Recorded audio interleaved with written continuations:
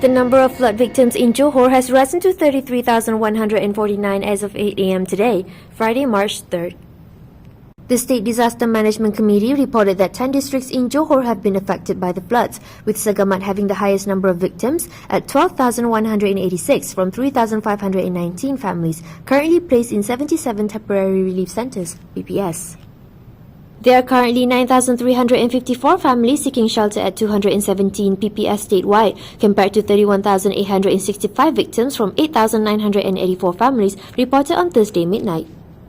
Other affected districts include Kluang, Mersing, Kulai, Kota Tinggi, Johor Bahru, Pontian, Batu, Pahat, Muar and Tangkak.